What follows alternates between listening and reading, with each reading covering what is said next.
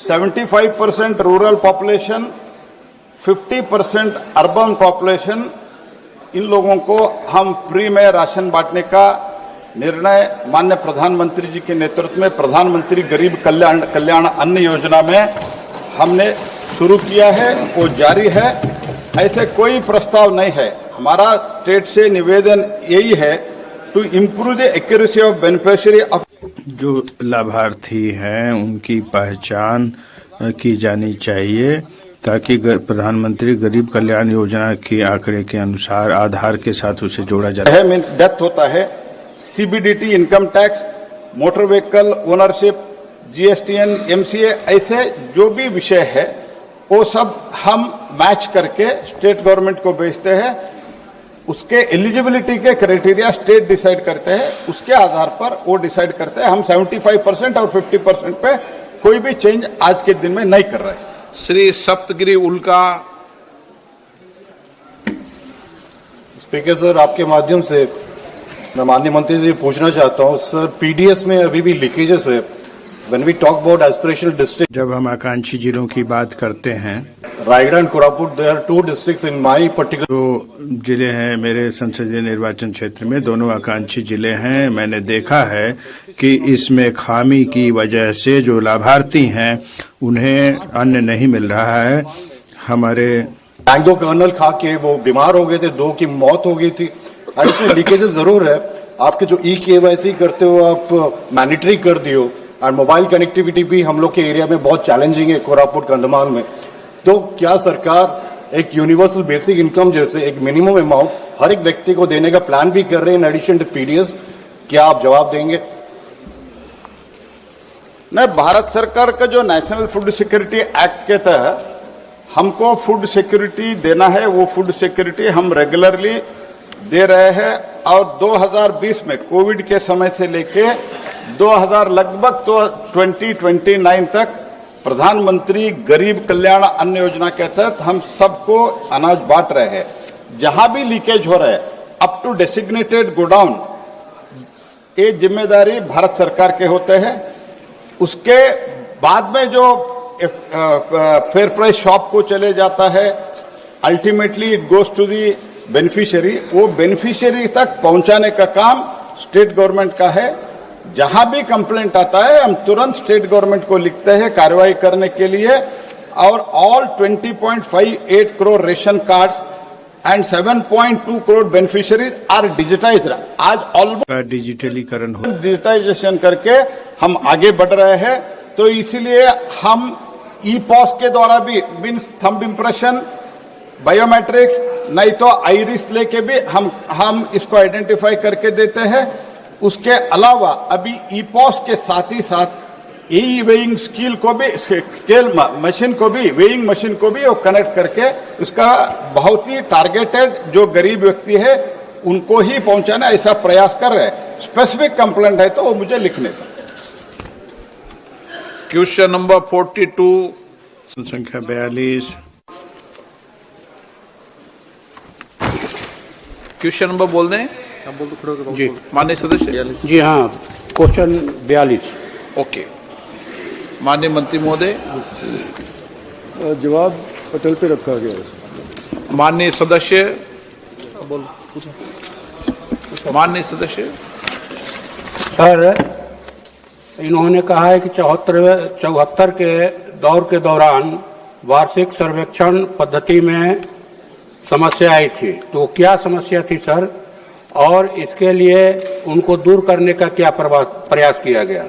दूसरी बात कि बिहार में वर्षों तक सांख्यिकी कर्मियों की सेवा लेने के बाद उन्हें नौकरी से निकाल दिया गया है। तो क्या उन हटाए गए सांख्यिकी कर्मियों को फिर से बहाल करने का सरकार विचार रखती है? जनाब, ये 74वां राउंड जो था उसके अंदर सुझाव आया था और बुनियादी ढांचा बनाना था कि सर्विसेज सेक्टर का किस तौर के ऊपर आगे के लिए प्रयास किया जाए। लेकिन जो मेथोडोलॉजी इस्तेमाल की गई थी उस टाइम के ऊपर, उसके अंदर थोड़ी सी दिक्कत आई थी और ये हमारे लिए कुछ खास मायने नहीं रखने वाली थी। इसलिए सिर्फ एक टेक्निकल रिपोर्ट पेश की गई और वो सर्वे उस टाइम के ऊपर सर्विस सेक्टर का नहीं किया गया, उसको पेश नहीं किया गया। जहां तक माननीय सदस्य पूछ रहे हैं बिहार के अंदर कुछ लोग हटा दिए गए हैं, उसका मुझे इल्म नहीं है, ये दूसरा सवाल होगा, उसका जवाब फिर दूंगा। ऑनरेबल मेंबर सप्लीमेंट्री, माननीय सदस्य सप्लीमेंट्री। सर वहाँ तो फिर से सरकार बन गई है एनडीए की, तो क्या इस बारे में माननीय मंत्री जी कोई आश्वासन देना चाहेंगे? मैं कोई आश्वासन नहीं दे सकता जी उनकी तरफ से। Shri Anil Desai. Thank you speaker sir. धन्यवाद सभा अध्यक्ष महोदय। मैं आपके माध्यम से माननीय मंत्री जी से एक पूरक प्रश्न पूछना चाहता हूं। जो सेवा क्षेत्र है उसका योगदान काफ़ी ज़्यादा है, उद्योग की तुलना में भी ज़्यादा है, और हमारे जीडीपी में उसका योगदान अर्थव्यवस्था में बहुत ज़्यादा है। जो सेवा क्षेत्र में विकास है हमने देखा है, हमने प्रक्षेपण भी देखा है, और ये काफ़ी महत्वपूर्ण है कि जो क्षेत्र हैं वो परिवहन, अचल संपत्ति और इन सब का बड़ा योगदान है, और इसके बारे में आंकड़े होने चाहिए। जो विनिर्माण क्षेत्र है और उसके बारे में जैसा कि उत्तर में बताया गया है कि 74वें राउंड में जो विधि अपनाई गई है और जो तकनीकी रिपोर्ट दिया गया था, और हर खंड में हम देखते हैं हर का महत्व है और क्या विधि अपनाई गई है और मूल अवधारणा क्या है जिसको सरकार जिसके साथ आगे आना चाहती है, क्योंकि इसका बहुत ही महत्वपूर्ण योगदान है। और जो सार्वजनिक क्षेत्र से निजी क्षेत्र में आया है, और जो निजी क्षेत्र का बहुत महत्वपूर्ण योगदान है हमारी अर्थव्यवस्था में, सरकार द्वारा क्या कदम उठाए गए हैं ताकि ये सार्वजनिक क्षेत्र में आए, और क्या कदम उठाए जाएंगे ताकि इस क्षेत्र के विकास के लिए क्या कदम उठाए जाएंगे। ये जो सेवा क्षेत्र है ये बहुत ही महत्वपूर्ण क्षेत्र है जिसका हमारी अर्थव्यवस्था में बड़ा योगदान है। जो माननीय सदस्य ने कहा मैं उसे स्वीकार करता हूं, लेकिन जो सेवा क्षेत्र है उसे दो भाग में विभाजित किया जा सकता है, और एक निगमित क्षेत्र है, दूसरा गैर निगमित क्षेत्र है। और जो निगमित क्षेत्र है उसमें सरकार ने सर्वेक्षण किया है 2021-22 से, और उस पे जो प्रतिवेदन है वो सार्वजनिक क्षेत्र में उपलब्ध हैं, वो सार्वजनिक हैं। जो निगमित क्षेत्र है उसमें 2016-17 से जो तकनीकी रिपोर्ट दिया गया है उसमें एक सर्वेक्षण किया गया था, एक छोटा सर्वेक्षण किया गया था और पिछले साल के अंतिम समय में, और ये एक आरंभिक योजना थी जो पूर्णकालिक सर्वेक्षण है, और किस साल से उसको जो आधार वर्ष माना जाएगा 28 फरवरी को इसकी घोषणा की गई थी। जो भी सर्वेक्षण किया गया है और 11/12 को आधार वर्ष माना गया है, और कई लोगों का कहना है कि जो आधार वर्ष माना गया है 28 फरवरी 2026 को हम आधार वर्ष मानेंगे और उसमें सर्वेक्षण किया जाएगा, और उसके बाद ये सर्वेक्षण किया जाएगा निगमित क्षेत्र के लिए। Sudhakar question number. क्या सरकार क्वेश्चन नंबर 42 के संदर्भ में क्या माननीय मंत्री अवगत कराएंगे कि बिहार के अनेक जिलों में विशेषकर ग्रामीण और सीमांत क्षेत्रों में बैंकिंग, डिजिटल नेटवर्क, स्वास्थ्य सेवाएं और आवश्यक सार्वजनिक सेवाओं की समयबद्ध उपलब्धता सुनिश्चित न हो पाने की एक प्रमुख कारण क्या है? क्या सरकार इन जिलों के लिए सेवा क्षेत्र सुदृढ़ीकरण हेतु कोई समयबद्ध कार्य योजना, विशेष पैकेज या नियमित निगरानी तंत्र स्थापित करने पर विचार कर रही है? सर, सवाल सर्वे के ऊपर है। बिहार के विषय के अंदर क्या सरकार की बात है, वो अगर सेपरेट क्वेश्चन डालेंगे तो मैं मंत्री को जवाब दूंगा, सदस्य को जवाब दे दूंगा। क्वेश्चन नंबर 43 संख्या 43। क्वेश्चन था सुदामा का जी और बिहार से संबंधित मामला था ये। क्वेश्चन नंबर 43 संख्या 43। सदन के पटल पर स्टेटमेंट रखा गया है। अध्यक्ष महोदय, सोशल मीडिया महत्वपूर्ण विषय है और आज देश के हर व्यक्ति के जीवन में सकारात्मक या नकारात्मक दोनों दृष्टि से ये जीवन को प्रभावित करता है। खासकर देखा गया है युवाओं में कई तरह के जो ऐप्स बने हैं जिसमें जाति, धर्म, मजहब, भाषा, क्षेत्रवाद, प्रांतवाद, लिंग, ये जो ग्रुप्स हैं ये लगातार समाज को बांटता जा रहा है, जिसमें सोशल मीडिया है, मीडिया है। माननीय मंत्री महोदय ने जो जवाब दिया है ये ऐसा होगा तो ऐसा करेंगे, ऐसा हो जाएगा तो फिर इसके लिए ये प्रावधान है। इन्होंने ये नहीं कहा कि पूरी जिंदगी तबाह होने के बाद या घटना घट जाए, किसी आदमी की हत्या हो जाए तब हम निराकरण में ये दे रहे हैं, ऐसा उत्तर सही नहीं है।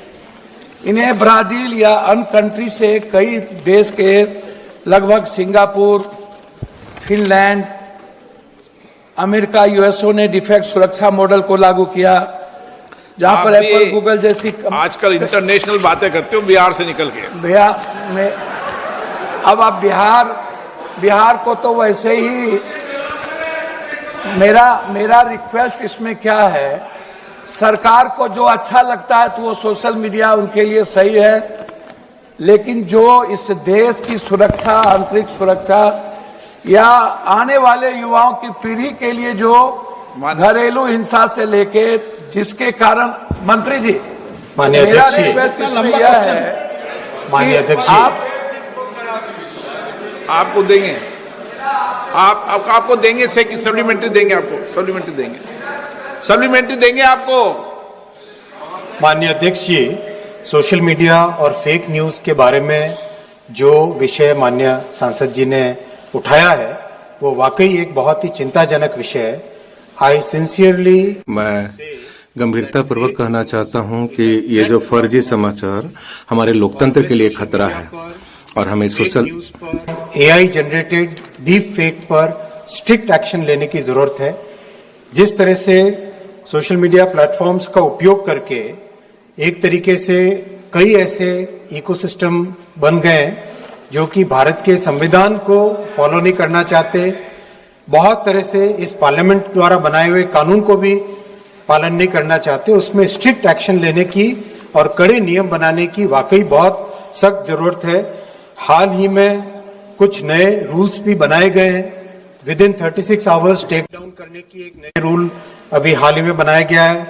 एआई जनरेटेड डीप फेक्स को आइडेंटिफाई करके उसके ऊपर एक्शन लेने का भी नया रूल ड्राफ्ट पब्लिश किया गया है। Consultation is currently going on. अभी उस पर परामर्श चल रहा है। बहुत अच्छा काम किया, मैं धन्यवाद देना चाहूंगा श्री निशिकांत दुबे जी को और कमेटी के सभी सदस्यों को। उन्होंने बहुत अच्छा डिटेल्ड रिपोर्ट कल ही सदन में रखी है जिसके अंदर कई अच्छे प्रस्ताव आए हैं, कानून को किस किस पॉइंट पे खड़ा किया जाए। माननीय अध्यक्ष जी, ultimately fake news, social media, इसमें this is a very fine, ये एक बहुत ही संतुलन बनाने वाली बात है जिसमें कि वाक की स्वतंत्रता और हमारे लोकतंत्र को कैसे संरक्षित किया जा सकता है। सरकार चल रही है। माननीय प्रधानमंत्री श्री नरेंद्र मोदी जी ने डिजिटल इंडिया के माध्यम से देश में जो एक नई क्रांति लाई है, जो डेमोक्रेटाइज किया टेक्नोलॉजी को, उसके अच्छे प्रभाव भी हमें अपने संज्ञान में लेने चाहिए, क्योंकि सोशल मीडिया एक तरीके से एक प्लेटफॉर्म भी देता है सभी को। इन सब पॉइंट्स को विचार करके इंस्टीट्यूशंस, हमारे समाज में जो ट्रस्ट है, उस ट्रस्ट को कैसे स्ट्रेंथन करें, उसी पर सरकार काम कर रही है। राजेश रंजन जी, सब अध्यक्ष जी, जब कोई भी फोटो या कोई भी चीज धर्म मजहब की, जैसे मणिपुर की घटना है, सोशल मीडिया ने प्रमुखता से को निभाया है और समाज में तनाव पैदा किया। कोई भी फोटो अपलोड करने के पहले, जैसे एआई में टाटा या बड़े बिजनेस में, ये प्रश्न पूछो आप। मैं वही कह रहा हूं अध्यक्ष जी कि जो लगातार मैं उसी बात, जैसे सट्टेबाजी की महादेव ऐप जैसे मामले में बड़े स्टार्स और इन्फ्लुएंसर के युवा गैम्बलिंग सिखाया, कारण कर्ज में डूबे युवाओं को 18% आत्महत्या की वृद्धि हुई है। मेरा अध्यक्ष जी इससे कोई कंसर्न नहीं है। देश के युवा, आने वाला जो युवा है और जो सामाजिक और पारिवारिक स्थिति है उसमें समाज में तनाव बढ़ता जा रहा है।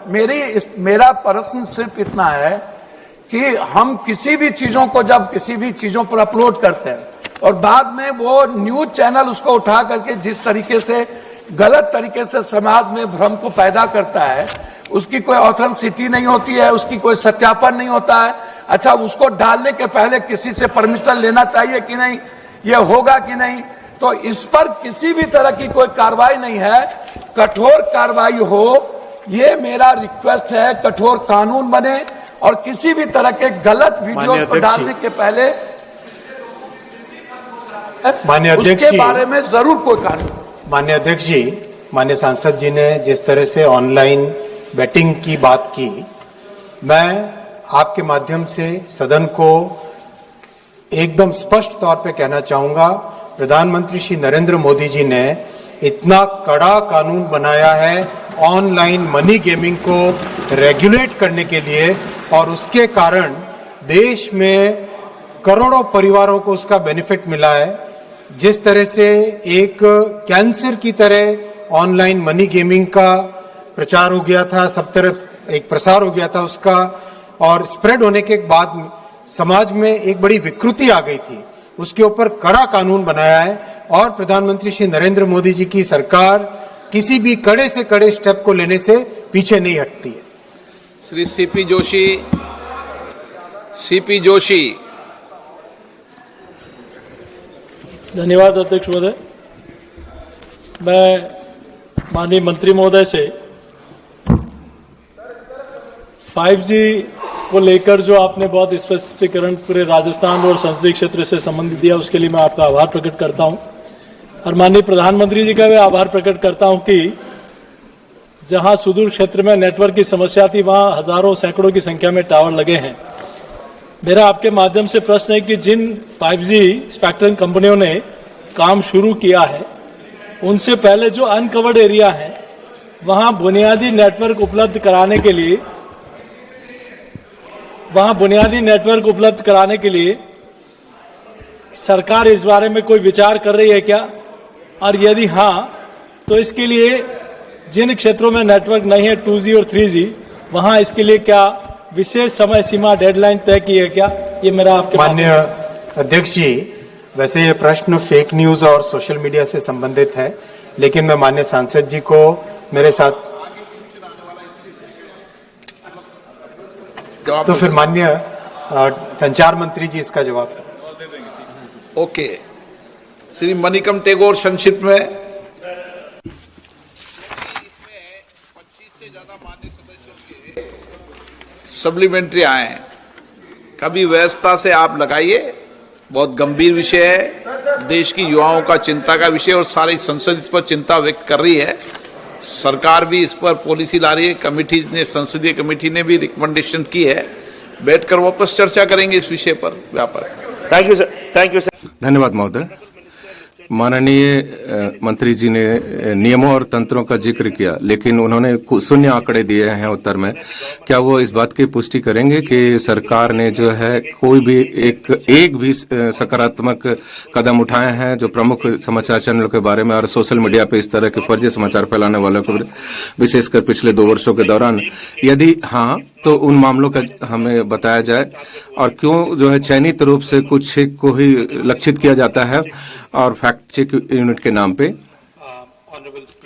माननीय अध्यक्ष महोदय, सरकार के साथ साथ जो भारतीय प्रेस परिषद है, वो सक्रिय रूप से दोनों ही, कोई भी शिकायत उनके पास आती है किसी भी चैनल के विरुद्ध या किसी भी समाचार पत्र के विरुद्ध, ये एक ऐसा मामला है महोदय, इसमें हम अपने लोकतंत्र को बचाने के लिए हम बिल्कुल सचेत हैं, जागृत हैं कि वाक की स्वतंत्रता के नाम पे, अभिव्यक्ति की स्वतंत्रता के नाम पे आप एक फर्जी समाचार नहीं फैला सकते और उसको सक्रिय रूप से रोका जाना चाहिए। ये केंद्र सरकार की जवाबदेही है, उसके साथ साथ राज्य सरकारों की भी जवाबदेही है, सिविल सोसाइटी की भी जिम्मेदारी बनती है।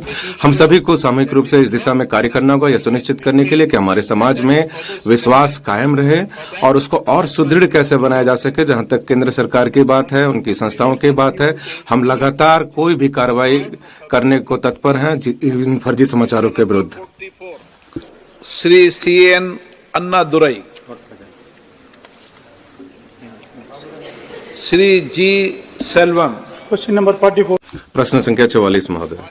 महोदय, सर स्टेटमेंट एक विवरण सभा के पटल पर रख दिया गया है। माननीय, धन्यवाद महोदय। मंत्रालय ने 5G सेवाओं की शुरुआत की। कांजीपुरम में कई ऐसे ग्रामीण क्षेत्र है, वहां पे अभी भी 5G सिग्नल नहीं आते हैं, विशेषकर उत्तर मेलूर ब्लॉक जो हैं वहां पे जो है छात्रों को और छोटे जो व्यापारी हैं, सेवा प्रदाताओं को दिक्कत आ रही है। तो मैं माननीय मंत्री जी से अनुरोध करूंगा कि क्या वो बताएंगे कि उनकी प्राथमिकताओं में ऐसे क्षेत्र आएंगे, ग्रामीण क्षेत्र कांजीपुरम के, जिसमें अतिरिक्त रूप से 5G BTS की सेवाएं शुरू की जा सके और कैसे जो है उसको लेकर स्कीमें जो है आने वाली, उसके लिए क्या समय सीमा निर्धारित की गई है कि ग्रामीण क्षेत्रों को कवरेज में लाया जाए जिलों में। महोदय, यदि आप आज देखेंगे 5G के बारे में 99% से अधिक जिलों को इसमें कवर किया गया है। 777 ऐसे जो जिले हैं जिसमें 778 में से जिनको 5G कवरेज जो है आज हो चुकी है। 1.2 बिलियन लोग जो है वो 5G कवरेज में आ चुके हैं। 36 करोड़ लोग हैं जो 5G कवरेज के आसपास आ गए हैं और वो 5G सेवाओं का, 5G हैंडसेट का उपयोग कर रहे हैं। महोदय, 5G कवरेज की बात जो ग्रामीण क्षेत्रों की बात है, ये 5G टावर या BTS से जुड़ी हुई बात नहीं है, ये हैंडसेट से जुड़ी हुई बात है महोदय। जो 5G सेवाएं जहां पर उपलब्ध होती है, जब उनके अपने जिलों की बात आती है तो आज मैं बताना चाहूंगा कि आज 37,000 BTS जो है तमिलनाडु में है। उनके तिरुअन्नामलाई और कांचीपुरम जिलों में 224 और 231 क्रमशः जो है 5G BTS है। ये जो शेष भारत है उसके औसत के अनुरूप है महोदय। धन्यवाद। इसके अतिरिक्त सरकार ने जो है बहुत ही उत्कृष्ट कार्य किया है 5G सेवाओं को लोगों तक पहुंचाने के लिए। मैं बताना चाहूंगा कि TSP को हमने समृद्ध किया है, बैक गारंटी उसमें ली है और स्पेक्ट्रम के जो उपयोग प्रभार है उसको हटाया है ताकि वो अतिरिक्त BTS लगा सके और अपनी सेवाओं को और लोग जगहों तक पहुंचा सके। धन्यवाद महोदय। Thank you sir. धन्यवाद महोदय कि आपने मुझे मौका दिया प्रश्न पूछने का। मैं 5G के बारे में नहीं पूछूंगा, मैं 4G के बारे में पूछना चाहूंगा महोदय, क्योंकि जिस जिले से मैं आता हूं वहां पे बहुत अधिक आदिवासियों की जनसंख्या है। मंडल जैसे बोल्लापल्ली, तुरुती, मारचल्ला, 3-4 ऐसे मंडल है जहां पे अनुसूचित जनजातियों की संख्या बहुत अधिक है और वहां पे बसावटे भी हैं, PBTG जो बसावटे हैं वो भी है। तो मेरा जो प्रश्न है महोदय, मैं मंत्रालय की प्रशंसा करना चाहूंगा। उन्होंने जिस प्रकार से स्वदेशी 4G उपकरण है उसको लोगों तक पहुंचाया है। 97,500 ऐसे जो पूरे देश में गांव हैं उनको इसके तहत लाया गया है। जो BTBG जो बसावटे हैं उसके लिए जमीन आवंटित कर दिया गया है, लेकिन इतना समय बीत जाने के बाद भी 4G नेटवर्क वहां पे अभी शुरू नहीं हो पाया है BTG बसावटों में। तो अनुरोध करना चाहूंगा, तो क्या उसके लिए कोई समय सीमा निर्धारित की गई है कि ताकि जो BTBG जो बसावटे हैं उनको भी पहुंच सके, 4G उपकरण वहां तक पहुंच सके, और क्या उसके लिए कोई प्राथमिकताएं भी तय की गई है महोदय ताकि वो बसावटे उसमें आ सके? महोदय, जब ये 4G की बात होती है तो हमने 27,000 टावर जो है ऐसे क्षेत्रों में लगाए हैं जहां पे अभी तक सेवा नहीं पहुंच पाती है, बहुत दूरस्थ क्षेत्रों में है, उनको हमने इसमें कवर किया है। 1 अनुमति लेनी पड़ती है, कई अन्य पर्यावरण अनुमतियां लेनी पड़ती है। जो केंद्रीय मंत्री सिंधिया जी, उन्होंने व्यक्तिगत तौर पे मुख्यमंत्रियों को लिखा, मैंने व्यक्तिगत तौर पे सभी संसद सदस्यों को लिखा हूं।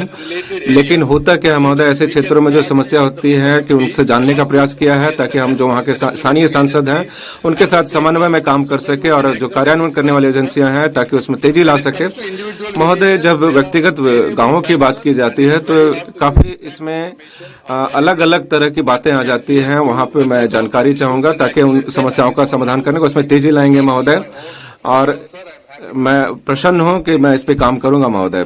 बिल्कुल शेख।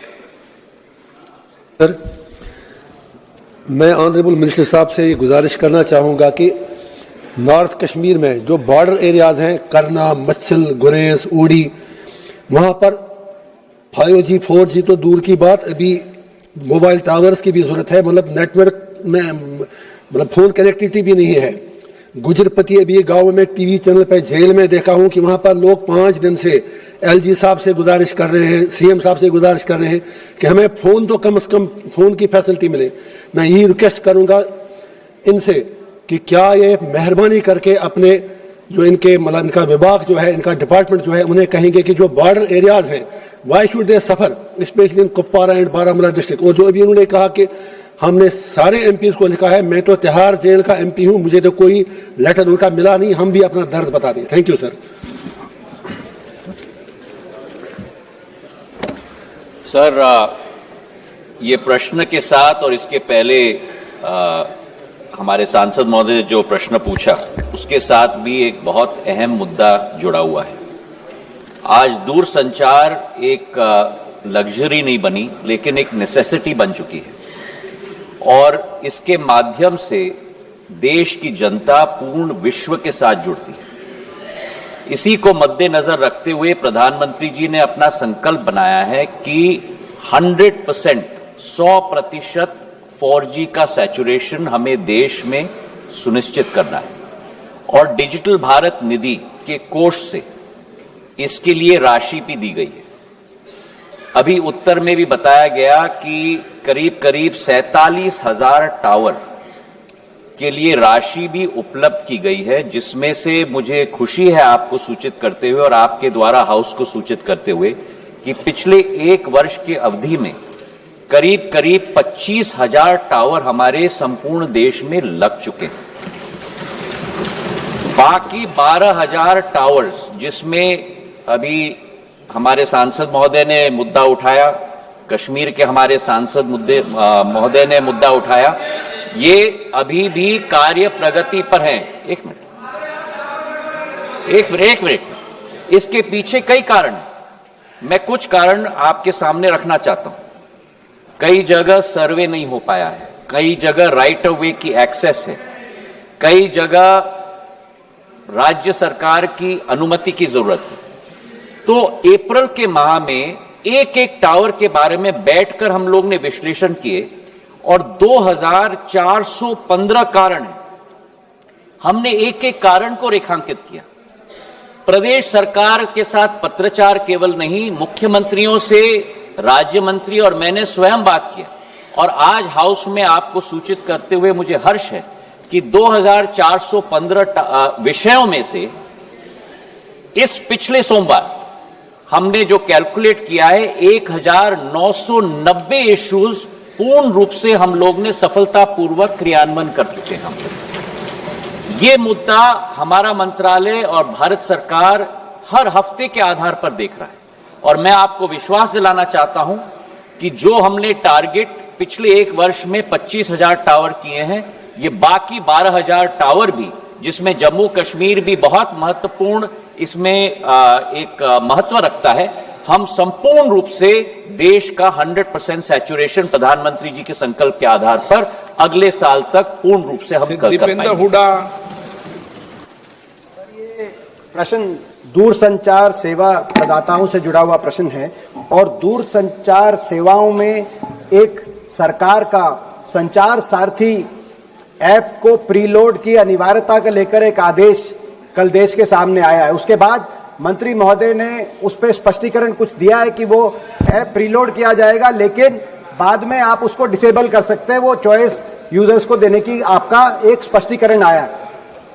लेकिन क्योंकि मैं स्वयं कंप्यूटर साइंस बैकग्राउंड से, मैं सॉफ्टवेयर इंजीनियर के बैकग्राउंड से हूं, जब सिस्टम के अंदर प्रीलोड की रिक्वायरमेंट होगी तो डिसेबल करने के बाद भी सारे फीचर्स डिसेबल होंगे कि नहीं होंगे, किसी यूजर्स को ये बात पता नहीं चलेगी। तो कहीं ना कहीं ये जो एक अधिकार है निजता का, उस पर कोई बड़ा प्रहार तो नहीं है? कहीं ये जो स्नूपिंग के प्रश्न उठ रहे हैं पूरे देश में, इसको लेकर सिविल राइट्स एक्टिविस्ट से, कंप्यूटर साइंस एक्सपर्ट से, उनको लेकर मंत्री महोदय क्या कुछ कहना चाहेंगे? मैं दीपेन जी को उनके प्रश्न के लिए मैं धन्यवाद अर्पित करना चाहता हूं कि उनके प्रश्न के द्वारा सदन के पटल पर और देश की जनता के समक्ष में सारे तथ्य रखना चाहता हूं। सर, दूरसंचार का क्षेत्र एक बहुत बड़ा माध्यम है लोगों को विश्व के साथ जोड़ने का, और आज देश के अंदर हमारे 1 बिलियन यूजर्स हो चुके हैं सर। लेकिन जहां सकारात्मक उपयोग भी किया जाता है, ऐसे कई तत्व हैं जो इसका नकारात्मक उपयोग भी करते हैं। और सरकार का दायित्व होता है कि देश की जनता और हर नागरिक को उस नकारात्मक प्रयोगों से हम लोग और तत्वों के से हम लोग जोड़ पाएं और सुरक्षित रख पाएं। इसी सोच के साथ संचार साथी पोर्टल की हमने शुरुआत की थी सर 2023 में, और संचार साथी ऐप का प्रयोग हमने 2025 में हम लोग ने शुरुआत किया। अब संचार साथी क्या है? संचार साथी एक ऐसा ऐप है जिसके आधार पर, जन भागीदारी के आधार पर, आज देश की एक एक जनता और नागरिक अपने आप को सुरक्षित रख सकता है फ्रॉड से, स्टोलन मोबाइल से, अपने स्टोलन मोबाइल को रिकॉर्ड कर सकता है, रिपोर्ट कर सकता है। और 20 करोड़ हिट सर हमारे पोर्टल पे हुए हैं, करीब 1.5 करोड़ ऐप डाउनलोड हुए, और इसी के आधार पर जन भागीदारी, इसकी सफलता, सॉफ्टवेयर तो हमने बनाई है सरकार ने, पर इसकी सफलता का श्रेय अगर किसी को जाता है तो जनता को जाता है सर, क्योंकि उनके उपयोग के आधार पर ही हम लोग सफल हो पाए। और आज मैं रिकॉर्ड पे रखना चाहता हूं कि इस ऐप और पोर्टल के आधार पर 1.5 करोड़ मोबाइल कनेक्शन देश के अंदर डिस्कनेक्ट हुए हैं जो फ्रॉडुलेंट है, क्योंकि जनता ने रिपोर्ट किया है। करीब 26 लाख स्टोलन हैंडसेट हम लोग ने ट्रेस किए, 7 लाख स्टोलन हैंडसेट जो उपभोक्ता है उसे हमने वापस भी कर दिया, और 41 लाख मोबाइल कनेक्शन डिस्कनेक्ट हुए हैं, 6 लाख फ्रॉड हम लोग ने ब्लॉक किए। इसी के आधार पर हम लोग ने ये कोशिश की कि हम लोग हर एक नागरिक को वो चॉइस दें, क्योंकि ऐप फोन पे है इसका मतलब नहीं है कि वो ऑटोमेटिकली ऑपरेट हो जाएगा। जब तक मैं उपभोक्ता के रूप में उसमें रजिस्टर ना करूं तब तक वो ऑपरेट नहीं होगा। और मैं उपभोक्ता के आधार पर, जैसे मेरे फोन पर सर ढेर सारे ऐप्स होते हैं, मैं उस ऐप को भी दबा के मैं डिलीट कर सकता हूं। तो ये लोकतंत्र में पूर्ण हक और अधिकार नागरिक का है सर। हम लोग ने केवल ये ऐप सभी को उपलब्ध कराने के लिए कदम लिया है। लेकिन फिर भी मैं सदन के पटल पे भी कहना चाहता हूं, हमारा कोई हट नहीं, इसकी सफलता का प्रयोग जनता के आधार पर हुआ है। फीडबैक हमें मिलेगा, उस फीडबैक के आधार पर अगर उस ऑर्डर में भी हम लोगों को कोई चेंज लाना है उसके लिए भी हम लोग तैयार हैं। ये मैं अवश्य कहना चाहता हूं कि इस ऐप के आधार पर न स्नूपिंग संभव है न स्नूपिंग होगा। प्रधानमंत्री नरेंद्र मोदी जी की सरकार देश की जनता के हाथों में अधिकार देना चाहती है ताकि वे अपने आप को सुरक्षित रख पाए। बहुत बहुत धन्यवाद sir. Question number 45 Shri doctor Amol Ram Singh Kole. Sir question number 45। प्रश्न संख्या 45। माननीय अध्यक्ष जी, सदन के पटल पर एक स्टेटमेंट रखा गया है। माननीय सदस्य। धन्यवाद अध्यक्ष महोदय। जो आदरणीय मंत्री महोदय जी ने जो उत्तर दिया है, इसमें पुणे नासिक रेल कनेक्टिविटी में जो अलाइनमेंट पूरी बदल दी है, ये अलाइनमेंट जो original alignment Maharashtra rail development corporation की तरफ से बनाई गई थी, ये इसलिए इंपॉर्टेंट थी सर क्योंकि जुन्नर और Ambegaon are rich agricultural produce, जो high value export oriented goods produce करते हैं। इस ओरिजिनल अलाइनमेंट सिन्नर और चाकन जैसी एमआईडीसी, अकेली चाकन एमआईडीसी ले तो सर उसका रेवेन्यू 1.5 लाख करोड़ से ज्यादा है। और अगर आम कम्यूटर्स की बात करें तो आज चाकन एरिया में सर सिर्फ महज 10 किलोमीटर जाने के लिए 2 से 3 घंटे लगते हैं। इसलिए ये ओरिजिनल अलाइनमेंट बहुत इंपॉर्टेंट था, लेकिन इसके लिए जो कारण दिया गया है वो जीएमआरटी का कारण दिया गया है। इट हैज बीन स्टेटेड, बताया गया कि जीएमआरटी ऑब्जर्वेटरी को इससे तकलीफ हो सकती है। लेकिन सर मैं ये ग्लोबल केस स्टडी आपके सामने रखना चाहता हूं कि विश्व में 15 ऐसे देश है कि 15 देशों में रेडियो टेलीस्कोप और रेलवे कोएग्जिस्ट करती है। और अगर ये देश देखें तो जर्मनी है, ऑस्ट्रेलिया है, जापान है, स्पेन है, फ्रांस है, पोलैंड है, फिनलैंड है, कनाडा है, न्यूजीलैंड है। तो मैं मंत्री जी से ये पूछना चाहूंगा कि अगर 15 देशों में ये बात होती है तो हमारे देश के यशस्वी प्रधानमंत्री आदरणीय नरेंद्र जी की, मोदी जी के नेतृत्व में ये बात भारत क्यों नहीं कर सकता? और साथ ही में क्या इसमें national centre for radio astrophysics, department of atomic energy and ministry of railways की एक डेडिकेटेड ट्राइपार्टीट टेक्निकल कमिटी ने क्या इसको इवैल्यूएट किया है? अगर इवैल्यूएट किया है तो क्या इसकी रिपोर्ट, कमिटी की रिपोर्ट आदरणीय मंत्री जी सदन के समक्ष रखना चाहेंगे? माननीय अध्यक्ष जी, माननीय सांसद जी ने जो विषय उठाया है पुणे नासिक के अलाइनमेंट के विषय में, पुणे नासिक के अलाइनमेंट जो एक प्रपोजल पहले आया था वो प्रपोजल नारायणगांव से होते हुए जाता था। इस प्रपोजल में, इस अलाइनमेंट में एक जीएमआरटी है।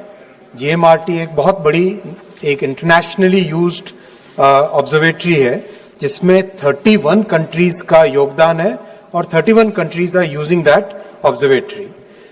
माननीय अध्यक्ष जी, जब टेक्निकल ग्राउंड्स पे department of science and technology और डिपार्टमेंट ऑफ एटॉमिक एनर्जी ने बहुत क्लियरली कहा कि अगर इस ऑब्जर्वेटरी के पास में से कोई भी रेलवे लाइन जाएगी तो ये जो इंटरनेशनल इंपॉर्टेंस का प्रोजेक्ट है उसमें डिस्टरबेंस आएगा, तो उसके आधार पर और राज्य सरकार, सभी जनप्रतिनिधियों को सबके साथ बहुत विस्तृत चर्चा करने के बाद में निर्णय लिया गया कि इसका अलाइनमेंट इस तरह से हो, नासिक से साईनगर शिरडी जिसकी डीपीआर डबल लाइन की बन चुकी है ऑलरेडी, साईनगर शिरडी से पुनतंबा जंक्शन इसकी डबलिंग का ऑलरेडी सैंक्शन हो गया 240 करोड़ रुपीस, पुनतंबा जंक्शन से निम्बलाक तक 80 किलोमीटर्स डबलिंग कंप्लीट हो गई है, निम्बलाक से अहिल्यानगर 6 किलोमीटर डबलिंग का काम चल रहा ऑलरेडी, अहिल्यानगर से पुणे 133 किलोमीटर जिसमें चाकन का भी कवरेज आता है, चाकन इंडस्ट्रियल एस्टेट का भी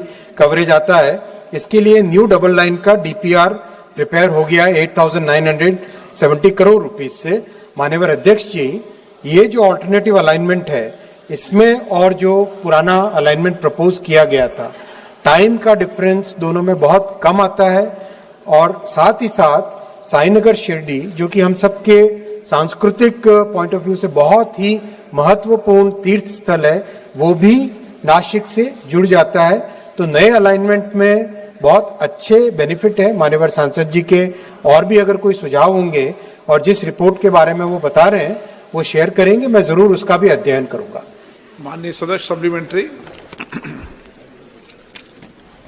सर, जो केस स्टडी है मैं आदरणीय मंत्री जी को देना चाहूंगा, लेकिन मंत्री जी के उत्तर में चाकन इंडस्ट्रियल जोन उसमें नए अलाइनमेंट में आएगा तो ये चाकन इंडस्ट्रियल जोन से काफी दूर से जाता है। लेकिन इस बात को लेके मैं पूछना चाहूंगा कि जीएमआरटी को लेके जो giant metre wave radio telescope है उसका हम सभी को अभिमान है और जैसा माननीय मंत्री जी ने कहा ये इंटरनेशनल इंपॉर्टेंस का एक विषय है।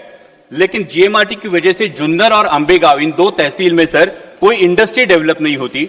अब रेलवे का अलाइनमेंट भी अगर उससे दूर जाएगा तो मैं सरकार से पूछना चाहूंगा कि जुन्नर और अंबेगांव के लोग भी इसी देश के वासी है, उनके मथे ये एक इंटरनेशनल प्रोजेक्ट आया है, लेकिन इस प्रोजेक्ट की वजह से उनका जो डेवलपमेंटल डेफिसिट होगा, इस डेवलपमेंटल डेफिसिट को भरने की सरकार किस प्रकार से कोशिश करेगी। और साथ ही में जो एक सुझाव मैं देना चाहूंगा सर कि तलेगा उर्ली कांचन जो आप मुंबई टू मिरज ट्रैक का, मुंबई मिरज ट्रैक का 3rd and 4th line extension का जो प्रपोजल है, ये जो प्रोजेक्ट है इस प्रोजेक्ट को खेड़ तहसील के स्थानिकों का बहुत विरोध है, क्योंकि कई घर उजड़ रहे, कई खेत उजड़ रहे, और इसलिए 12 गांवों का इस अलाइनमेंट, जो प्रपोज अलाइनमेंट है आपके डिपार्टमेंट से, उसे पूरा विरोध है।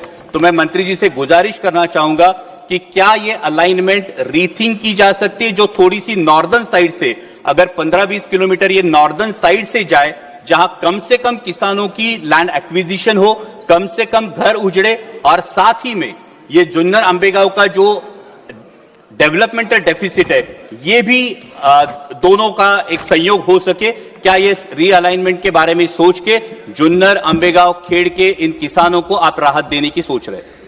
माननीय अध्यक्ष जी, रेलवे ने एक बहुत अच्छा एक इनिशिएटिव लिया है, गति शक्ति मल्टी मॉडल कार्गो टर्मिनल्स का। माननीय प्रधानमंत्री जी ने गति शक्ति के कॉन्सेप्ट से सभी विभिन्न मोड्स को जोड़ने का जो इनिशिएटिव लिया है, उस विजन के तहत गति शक्ति कार्गो टर्मिनल की एक बहुत अच्छी पॉलिसी है, जिसके तहत ऑलरेडी 130 गति शक्ति कार्गो टर्मिनल्स बन चुके हैं।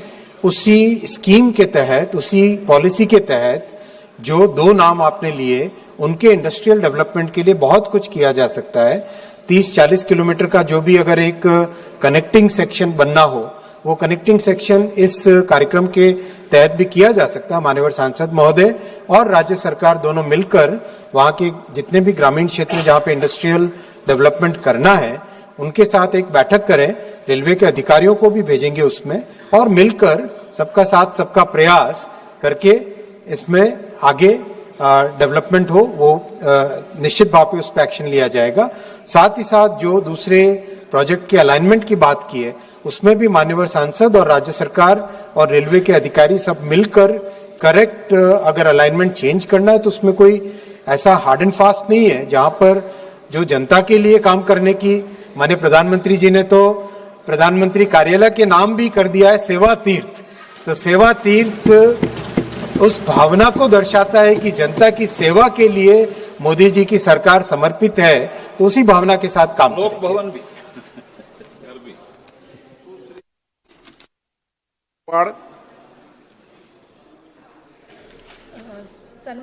सम्मानीय अध्यक्ष महोदय, स्टेशन कोड जो है वो बनारस रेलवे स्टेशन का जो मदुरई का है, वो 1 दिसंबर से जो सम्मानीय सभापति महोदय, जो अध्यक्ष महोदय है, वो चेंज हुआ है, और वो BS से जो है BNRS इफेक्टिव से हो गया है।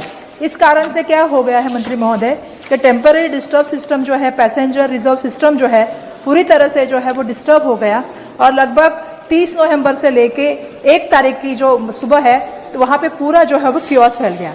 इसके कारण सम्मानीय अध्यक्ष महोदय जो है, इसका इफेक्ट जो है ऑनलाइन बुकिंग पे हो गया, रिफंड पे हो गया, और जो चार्ज शीट आपकी बनती है सर्विसेज, उसके ऊपर इसका पूरी तरह से जो है वो असर हो गया। इसके कारण जो है पैसेंजर को बड़े पैमाने पे जो है वो तकलीफ हुई है। आज भी बहुत सारे पैसेंजर है जो ओल्ड कोड जो है BS पे ही अप्लाई कर रहे हैं। तो मेरा आपसे विनंती यह है कि इस तरह से जब आप इफेक्टिव कोई चीज करते हैं तो उसका असर पूरा सिस्टम पे होता है। तो ये जब चीज होती है तो इसके लिए आपके आने वाले दिनों में क्या कार्रवाई रहेगी और किस तरह से आप आगे जाएंगे, और ये जो अभी नुकसान हुआ है उनका भरपाई हो गया? माननीय अध्यक्ष जी, प्रश्न पुणे नासिक के अलाइनमेंट से विषय पर था, लेकिन माननीय सांसद महोदय ने जो पॉइंट IRCTC में एक स्टेशन के परिवर्तन का जो उठाया है, इसकी मैं स्वयं जांच करूंगा। जांच करके जो उसके एक्शन लेना है, मैं माननीय सांसद महोदय को जरूर उसकी जानकारी दूंगा। क्वेश्चन नंबर 46 श्री ओम प्रकाश भूपाल सिंह उर्फ पवन राजे निमलकर। माननीय मंत्री महोदय, एक स्टेटमेंट सदन के पटल पर रखा गया। श्री शताब्दी राय। Thank you sir. धन्यवाद महोदय। निजता और राष्ट्रीय सुरक्षा को देखते हुए मंत्री जी बताएंगे कि नॉन पब्लिक और संवेदनशील सूचनाएं जो हैं उस AI मॉडल में दी गई है, जिसमें सरकारी कर्मचारी और सरकारी एजेंसी भी हैं। क्या सरकार ने ये सुरक्षा और महत्वपूर्ण सरकारी डाटा उसमें नहीं दिए जाए, क्योंकि AI model India AI mission के अंतर्गत दिया गया है। ऑनरेबल माननीय सदस्य ने एक बहुत महत्वपूर्ण बात उठाई है। यह मैं रिकॉर्ड पे लाना चाहता हूँ कि प्रधानमंत्री नरेंद्र मोदी जी की सरकार ने डीपीडीपी अधिनियम लागू किया है, डिजिटल व्यक्तिगत डेटा संरक्षण अधिनियम लागू किया है। इससे पहले ऐसा कोई तंत्र नहीं था जिससे व्यक्तिगत आंकड़ों की संरक्षा की जा सके। अब डीपीडीपी अधिनियम के लागू होने के बाद कोई भी जो व्यक्तिगत आंकड़े प्रयोग कर सकता है, भारत का कोई भी नागरिक, उसको एक संरक्षण तंत्र मिलेगा जिसके लिए पहले उसकी राय ली जाएगी, उसकी हाँ ली जाएगी और जिस उद्देश्य है वो भी बताना होता है उसे। और ये अधिनियम अभी भी अधिसूचित किया गया 13 नवंबर को ही। ये एक प्रकार से नई संरक्षण की रिजीम शुरू हो गई है, नागरिकों के डेटा संरक्षित होंगे, इस भावना के साथ हम काम कर रहे हैं। यही मॉडल है, वो भी इस डीपीडीपी अधिनियम के अंतर्गत शामिल होते हैं। 47 श्रीमती संगीता कुमारी सिंह देव। माननीय मंत्री महोदय, उत्तर सभापटल पर रख दिया गया। श्रीमती मालविका देवी। नमस्कार सर, मैं आपसे पूछना चाहूंगी कि कालाहांडी डिस्ट्रिक्ट कॉन्स्टिट्यूएंसी में नुआपड़ा डिस्ट्रिक्ट आता है जहां पे फ्लोराइड का पानी है, वहां से हेल्थ इफेक्ट्स बहुत हो रहे हैं, किडनी के प्रॉब्लम्स। तो जो आपने 500 रिवर्स ऑस्मोसिस के आरओ बेस्ड डोमेस्टिक वाटर प्यूरिफिकेशंस लगाए हैं, उसके लगाने के बाद कितना इफेक्ट हुआ है, कितने केसेस में कमी आई है? Thank you. अध्यक्ष महोदय, माननीय सदस्य ने बड़ा ही महत्वपूर्ण प्रश्न पूछा है और इनके उत्तर में कुछ कहने से पहले मैं ये भी कह दूं कि ये जो हमने प्रयोग किया है एक सफलतापूर्वक उड़ीसा में, ये इस बात का भी प्रमाण है कि किस प्रकार से भारत का परमाणु कार्यक्रम जीवन को सरल स्वस्थ बनाने के लिए संकल्पित है। और वो इसलिए भी महत्वपूर्ण बात बन जाती है कि जब हमारा कार्यक्रम शुरू हुआ था न्यूक्लियर प्रोग्राम, तो होमी बाबा को बहुत सारे लोगों ने प्रश्न किया था कि कहीं इसके पीछे कोई न्यूक्लियर वेपन्स इत्यादि की योजना तो नहीं है। तो उन्होंने बड़ी बुलंदी से ये घोषणा की थी कि India's nuclear programme is dedicated to. Bharat का परमाणु कार्यक्रम शांति उपायों के लिए है और मुझे बहुत गर्व है कि प्रधानमंत्री जी के नेतृत्व में होमी बाबा की जो घोषणा की थी उनको हम देख रहे हैं कैसे हो रहा है काम। चाहे वो कृषि का क्षेत्र है, चाहे क्या दिक्कत है? वो प्राइम मिनिस्टर है। चाहे वो कृषि का क्षेत्र है, चाहे वो स्वास्थ्य का क्षेत्र है। इसी प्रकार से हमारे तो यहाँ तक जहाँ तक स्वास्थ्य की बात है, जहाँ हमारा टाटा मेमोरियल अस्पताल के अब 11 अस्पताल बन चुके हैं, 9 उसमें से फंक्शनल हो गए हैं और हमने एक ग्रिड बनाया है। लगभग 300 से अधिक अस्पतालों में टाटा की कोई ना कोई फैसिलिटी, कोई ना कोई सुविधा रखी है। इसी प्रकार स्वास्थ्य को देखते हुए, जैसे माननीय सदस्य ने ठीक कहा कि कालाहांडी और बौद्ध 2 जिले हैं उड़ीसा में जहां ये प्रयोग किया गया। 2 तरह का प्रयोग, एक तो रिवर्स ऑस्मोसिस जो कि कालाहांडी जिला में हुआ है जिसका इन्होंने उल्लेख किया, और दूसरा अल्ट्रा फिल्ट्रेशन। तो अल्ट्रा, और ये इसका पर्पस ये रहेगा कि इसका उद्देश्य ये है कि जो डोमेस्टिक ड्रिंकिंग वाटर है वो साफ सप्लाई किया जा सके, क्योंकि अल्ट्रा फिल्ट्रेशन से माइक्रोब्स और जो जरासीम कीटाणु उनका निवारण होता है, और रिवर्स ऑस्मोसिस से जो सैलिनिटी या दूसरे जो कभी कभी नमक या दूसरे ऐसे तत्व आ जाते हैं जो पानी को पीने लायक नहीं रहने देते। तो 500 इस प्रकार के रिवर्स ऑस्मोसिस के हमने इक्विपमेंट्स इस जिले में रखे हैं जिसका ये जिक्र कर रही हैं। और इसके अतिरिक्त भी 3 और जिले हैं जहां पर कम्युनिटी वाटर प्योरिफिकेशन यूनिट्स, क्योंकि ये तो घरों में हुआ, उसके अतिरिक्त उसमें खोरडा, मयूरभंज और बौद्ध डिस्ट्रिक्ट। और ये मुझे ये भी कहते हुए खुशी है कि प्रधानमंत्री के नेतृत्व में जो हमने एक नई पहल की है to open up the nuclear sector to the private players, परमाणु क्षेत्र को निजी क्षेत्र के लिए खोला जा रहा है, किसी ने मांग भी नहीं की, और उसको लेकर के ये जो ऑपरेटर्स लगाए जा रहे हैं ये भी पीपीपी मॉडल में लगाए जा रहे हैं। लगभग 40 इस तरह से प्राइवेट पार्टनर्स हैं जो हमारी इस कार्यक्रम, इस योजना में शामिल है। और इतना ही नहीं, चूंकि माननीय सदस्य दूसरे प्रदेशों से भी बैठे हैं, तो मुझे ये कहते हुए हर्ष होता है और ये साझा करते हुए कि उड़ीसा के अतिरिक्त पश्चिम बंगाल, बिहार, छत्तीसगढ़, महाराष्ट्र, गुजरात, राजस्थान, तमिलनाडु, केरल, असम, कर्नाटका, यानी बिना भेदभाव के जहां आवश्यकता है, सरकार चाहे किसी भी दल की है, वहां पर ये लगाए गए हैं।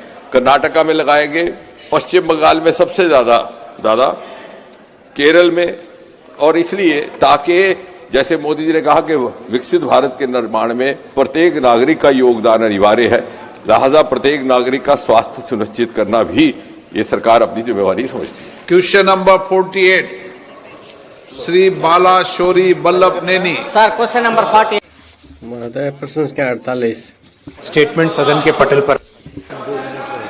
Sir thank you sir.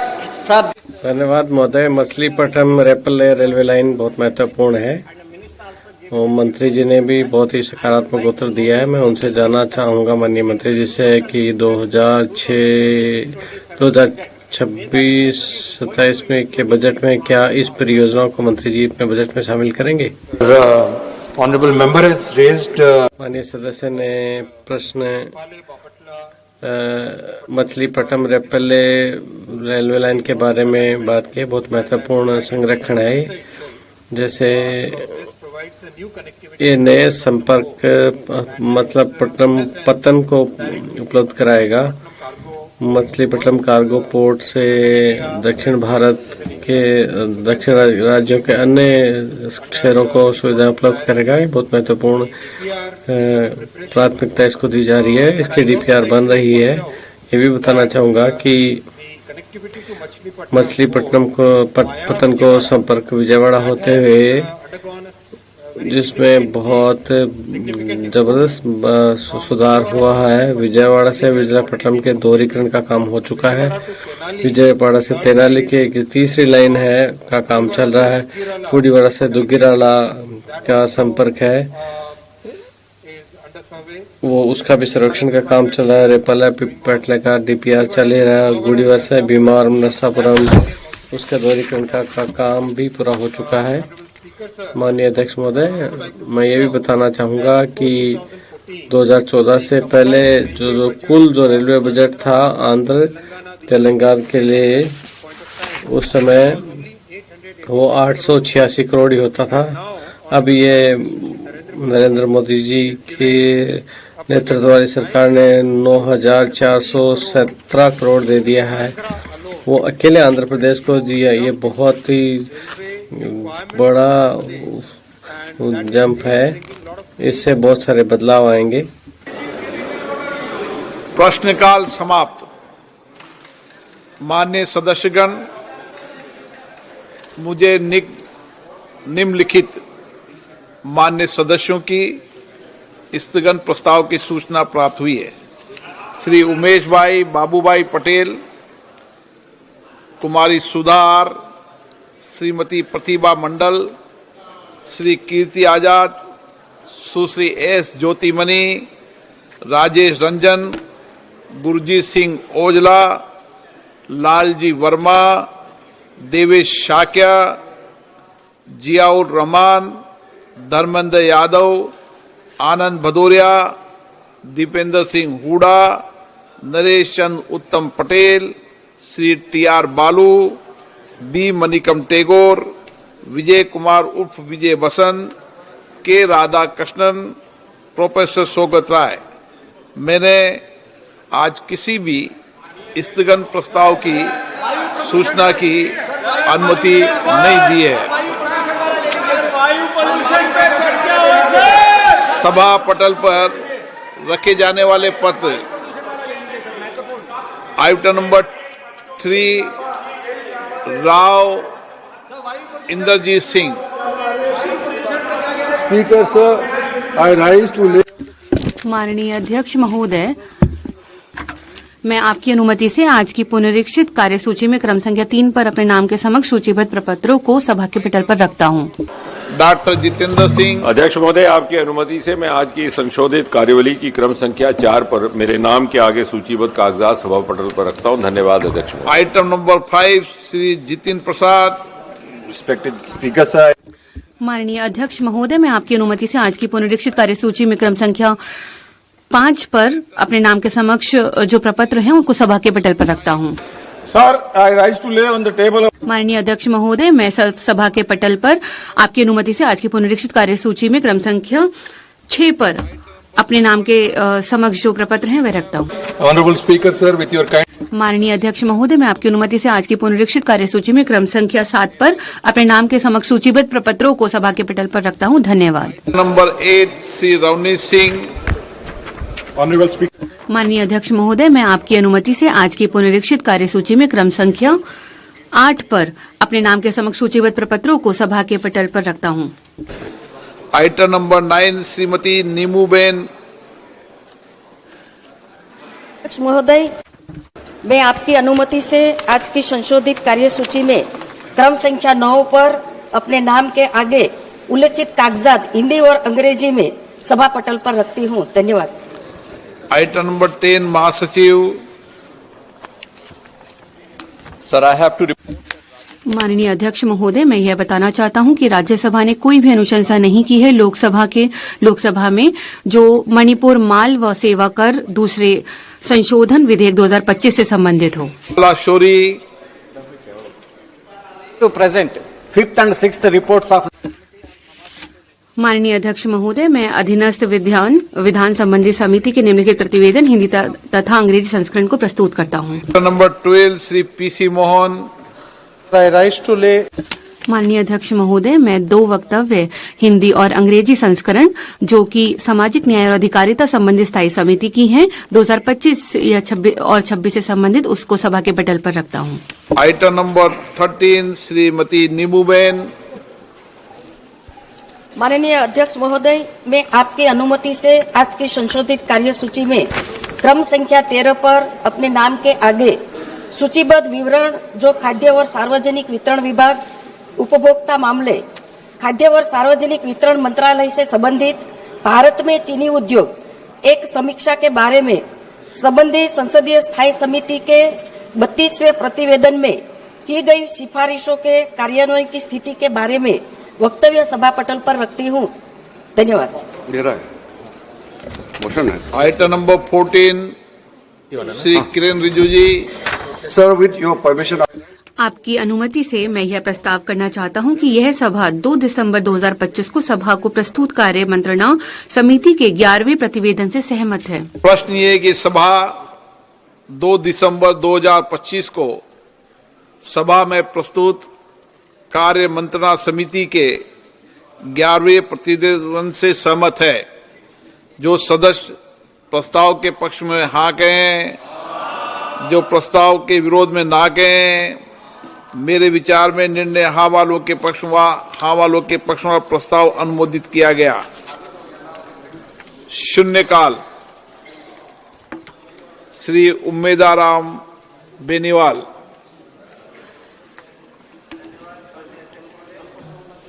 Barmer, Malhotra और जैसलमेर जैसे सीमावर्ती मरुस्थलीय जिलों में स्वास्थ्य अवसंरचना एवं विशेषज्ञ सेवाओं में विद्यमान गंभीर कमियों की ओर सदन का ध्यान आकर्षित करना चाहता हूं। भारत के नियंत्रक एवं महालेखा परीक्षक CAG की राजस्थान में सार्वजनिक स्वास्थ्य अवसंरचना एवं प्रदर्शन लेखा परीक्षा 2024 के अनुसार इन जिलों में डॉक्टरों, विशेषज्ञ डॉक्टरों, नर्सों एवं पैरामेडिकल स्टाफ की भारी कमी का उल्लेख किया गया है। भारतीय सार्वजनिक स्वास्थ्य मानक के अंतर्गत सुनिश्चित की गई न्यूनतम सेवाएं जैसे जनरल सर्जरी, बाल रोग, अस्थि रोग, आपातकालीन सेवाएं, ICU, ब्लड बैंक एवं बर्न यूनिट जैसी कई जिलों में जिला अस्पतालों में सुविधा उपलब्ध नहीं है। राजस्थान की 34 जिला अस्पतालों में से 12 जिला अस्पतालों में रेडियोलॉजी सेवाएं अपर्याप्त हैं एवं कैथ लैब की सेवाएं भी आंशिक रूप से उपलब्ध हैं। बाड़मेर जिला अस्पताल में बिस्तरों की कमी है एवं 2 साल से CT स्कैन बंद पड़ी है, जो जिला अस्पताल व्यवस्था नहीं करवा पा रहा है, और कैथ लैब की भी कमी है। इन कमियों के कारण मरीजों को दूर जोधपुर या अहमदाबाद तक जाना पड़ता है। आधे से ज्यादा मरीज रास्ते में दम तोड़ देते हैं। मेरी सरकार से मांग है, माननीय अध्यक्ष महोदय से अनुरोध करता हूं कि सीमावर्ती जिला अस्पताल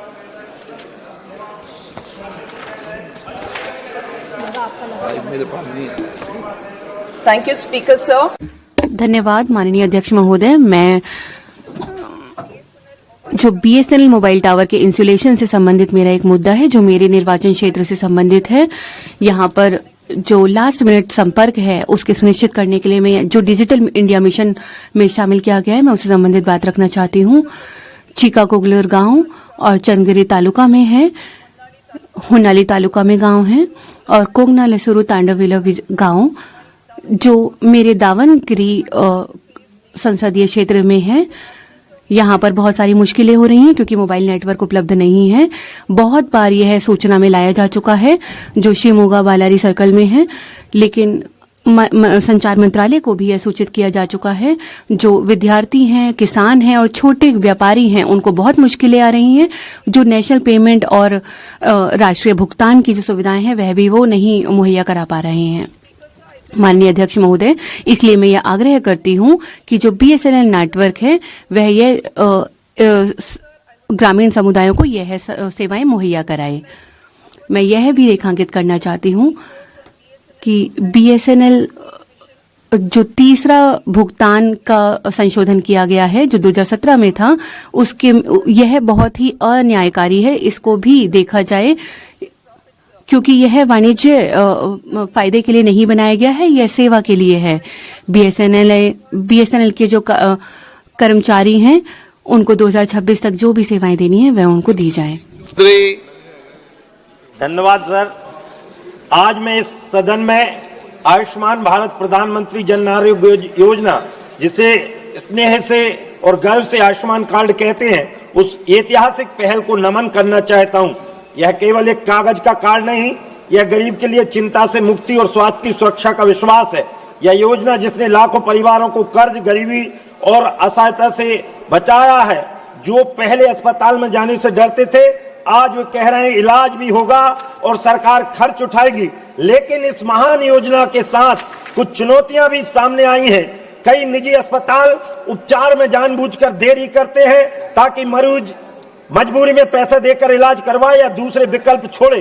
कुछ अस्पताल बिना आवश्यकता के महंगे पैकेज दिखाकर पूरी राशि 5 लाख रुपए तक की एक ही मरीज पर खर्च कर देते हैं। कभी कभी फर्जी प्रक्रियाओं के नाम पर कहीं पर मरीज की जानकारी बिना कार्ड स्वाइप, नकली भर्ती और बिलिंग की शिकायतें आ रही हैं। इन प्रथाओं से योजना की प्रतिष्ठा घटती नहीं, लेकिन यह स्पष्ट व्यवस्था दिखाता है कि व्यवस्था मजबूत है, लेकिन निगरानी और सुधार की आवश्यक है। इसलिए मेरी मांग है कि अस्पतालों के लिए मॉनिटरिंग और रैंकिंग सिस्टम लागू हो, फर्जी बिलिंग और दंड लाइसेंस निलंबन की व्यवस्था कड़ाई से लागू हो। मरीजों के लिए रियल टाइम शिकायत। जोशी। धन्यवाद अध्यक्ष महोदय। मैं अपने संसदीय क्षेत्र और मेवाड़ की एक महत्वपूर्ण समस्या जो रेलवे से संबंधित है, पिछले 10-11 वर्षों में रेलवे में इलेक्ट्रिफिकेशन, डबलिंग और नई रेलवे लाइन मोदी सरकार में बहुत बड़ी सौगातें उस क्षेत्र को मिली है। लेकिन मेवाड़ क्षेत्र के लोग मुंबई और दक्षिण में चेन्नई में बड़ी संख्या में चाहे व्यापार हो, चाहे नौकरी हो, चाहे मजदूरी हो, चाहे अध्ययन के लिए वहाँ हमारे यहाँ के लोग जाते हैं। जब त्योहार होता है या कोई काम होता है तो वहाँ के लोगों के आने के लिए बड़ी परेशानी है। अभी एक ट्रेन मात्र उदयपुर से मुंबई की, चित्तौड़ से मुंबई की चलती है, वो भी अल्टरनेट डे चलती है। मेरा आपके माध्यम से सरकार से मांग है कि चित्तौड़ से मुंबई और चेन्नई के लिए कोई शीघ्र एक ट्रेन चले ताकि वहां के लोगों को आने जाने में सुविधा मिल सके। बहुत बहुत धन्यवाद। रामवीर सिंह विधूड़ी।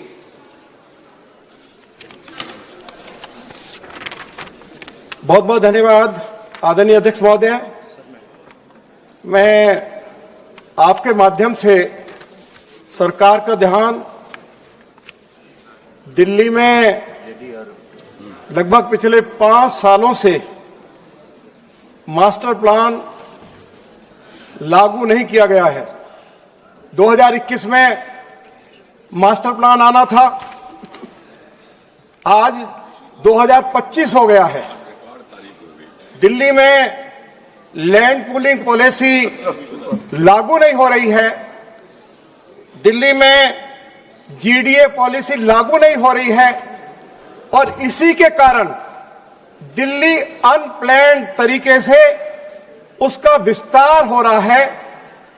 दिल्ली की जितनी भी खेती-बाड़ी की जमीन है, आज जमीन के ऊपर अनऑथराइज कॉलोनीज बसाई जा रही हैं। मैं सरकार से ये आग्रह करना चाहता हूं कि अब ये दिल्ली जो लगातार खेती-बाड़ी की जमीनों पर बिल्डिंग बायलॉज का वायलेशन करके, मास्टर प्लान का वायलेशन करके बसाई जा रही हैं, दिल्ली इस बोझ को सहन नहीं कर सकती। आज दिल्ली के सामने संकट खड़ा हो गया है, बिजली का, पानी का, सड़कों का। दिल्ली आज यदि दुनिया की सबसे ज्यादा प्रदूषित राजधानी बन गई है तो उसका एक ही कारण है कि दिल्ली अनप्लान्ड वे से बसाई जा रही है। तो इसलिए आवश्यक है कि जल्दी से जल्दी मास्टर प्लान नोटिफाइड किया जाए, जिससे कि दिल्ली को प्लान्ड वे में बसाया जा सके और अनऑथराइज कॉलोनीज के लिए जल्दी से बिल्डिंग बायलॉज बनाई जा सके। मैं ये आपके माध्यम से सरकार से आग्रह करना चाहता हूं। बहुत बहुत धन्यवाद। माननीय सदस्य श्री हनुमान बेनीवाल जी। सभापति महोदय, बहुत ही गंभीर मामला है। मंत्री जी का ध्यान, विदेश मंत्री जी नहीं सर, विदेश मंत्री जी का ध्यान अत्यंत गंभीर, मानवीय और संवेदनशील विषय की ओर आकृष्ट करना चाहता हूं। ये विषय उन 61 भारतीय नागरिकों से संबंधित है जो विभिन्न राज्यों, विशेषकर राजस्थान से स्टडी वीजा और वर्क वीजा पर रूस गए थे, परंतु एजेंटों द्वारा धोखे से उन्हें युद्ध क्षेत्र में भेज दिए जाने की गंभीर जानकारी प्राप्त हुई है। एक 61 लोगों की मिसिंग जो विदेश मंत्रालय ने हमारे को उपलब्ध कराई है कि वहाँ की जो रशिया आर्मी है वहाँ उनको वो वर्क वीजा पे गए थे, स्टडी वीजा पे गए थे, लेकिन फ्रंट लाइन पे उनको लड़ने भेज दिया 61 हमारे देश के नागरिकों को, जिसके अंदर अध्यक्ष महोदय हमारे राजस्थान से अजय कुमार, संदीप सुंडा, मनोज सिंह शेखावत, माधव प्रसाद कर्मचारी, अन्य राज्यों के कुल 61 युवक पिछले कई महीनों से रूस यूक्रेन युद्ध में जबरन सैन्य गतिविधियों में लगाए गए हैं। 3 से 4 महीनों से उनका अपने परिवार से कोई संपर्क नहीं हुआ। परिजनों की स्थिति अत्यंत नाजुक है। कई माता पिता अस्पताल में, मानसिक तनाव और भय की स्थिति चरम पर है। सभापति महोदय, मंत्री जी से हमने कई बार आग्रह किया। इन परिवारों ने 3 नवंबर और 1 दिसंबर को दिल्ली स्थित जंतर मंतर पर धरना देकर अपनी पीड़ा और चिंता सरकार तक पहुंचाई है। इस विषय की सूचना मेरे द्वारा भी विदेश मंत्री जी को 2 बार दी जा चुकी है। वर्तमान में आवश्यक है कि इन भारतीयों की सुरक्षा सुनिश्चित की जाए और रूस सरकार से तत्काल वार्ता कर इन्हें युद्ध क्षेत्र से सुरक्षित बाहर निकालकर स्वदेश वापसी की ठोस पहल की जाए। एजेंटों द्वारा युवाओं को नौकरी और सामान्य कार्य का झांसा देकर फ्रंट लाइन पर भेजा जाना अत्यंत गंभीर आपराधिक कृत्य है, जिस पर भी त्वरित कार्रवाई की आवश्यकता है। अतः आपके माध्यम से विदेश मंत्री से निवेदन है, इस मुद्दे को उच्चतम राजनीतिक स्तर पर तत्काल उठाया जाए, विशेष तंत्र सक्रिय किया जाए। इन 61 भारतीय नागरिकों की शीघ्र सुरक्षित एवं सम्मानजनक वापसी हेतु आपात प्रयास किए जाए। धन्यवाद। माननीय सदस्य श्री मुकेश राजपूत जी। धन्यवाद सभापति महोदय, आपके माध्यम से मैं माननीय रेल मंत्री जी से निवेदन करता हूं कि एक वंदे भारत ट्रेन का संचालन भगवान कृष्ण की नगरी मथुरा से भगवान राम की नगरी अयोध्या तक बायां कासगंज, फर्रुखाबाद, कन्नौज और कानपुर देहात होते हुए कराई जाए, जिससे देश विदेश से आने वाले श्रद्धालुओं को मथुरा से अयोध्या तक यात्रा करने में आसानी हो सके तथा फर्रुखाबाद, कासगंज जैसे शहरों को भी एक वंदे भारत ट्रेन मिल सके। माननीय जी, आपके माध्यम से माननीय मंत्री जी से ये भी अवगत कराना चाहता हूँ, फर्रुखाबाद में अंतर्राष्ट्रीय स्तर पर कई तीर्थ स्थल स्थित हैं, जहाँ पर देश विदेश के यात्रियों को आना जाना लगा रहता है। फर्रुखाबाद में अंतर्राष्ट्रीय बौद्ध तीर्थ स्थल शंखसा, जहाँ भगवान बुद्ध का स्वर्गावतरण हुआ था, बाबा नीप करोरी धाम की तपोस्थली नीप करोरी धाम भी स्थित है। अंतर्राष्ट्रीय जैन तीर्थ स्थल कंपिल भी यहीं पर स्थित है, जहाँ भगवान विमलनाथ के 13वें तीर्थंकर थे, जिनके चारों कल्याणक कंपिल में ही हुए थे। महाभारत कालीन राजा द्रुपद की राजधानी कंपिल, जहां द्रौपदी जी का स्वयंवर भी हुआ था। फर्रुखाबाद में गंगा तट पर माह के महीने में कल्पवासियों का मेला रामनगरिया में लगता है, जहां देश विदेश के लाखों श्रद्धालुओं का आवागमन रहता है। इसे अपरा काशी भी कहते हैं। महोदय, यदि वंदे भारत ट्रेन इधर से निकलती है फर्रुखाबाद कासगंज होते हुए कन्नौज होते हुए तो मिलेगी, तो मैं कह सकता हूं कि अवध विहारी से बांके बिहारी तक सीधी वंदे भारत ट्रेन मिलने से देश के विदेश के कई लोगों को इसका फायदा मिलेगा और पिछड़े हुए कासगंज, फर्रुखाबाद, कन्नौज और कानपुर देहात जैसे लोकसभाओं का भी बेनिफिट मिलेगा। Thank you. माननीय सदस्य श्री बस्तीपति नागराजू जी।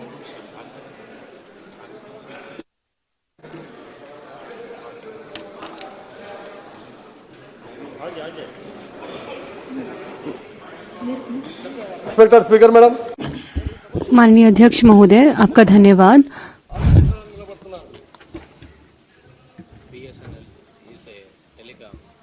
వెన్నెముక లాంటి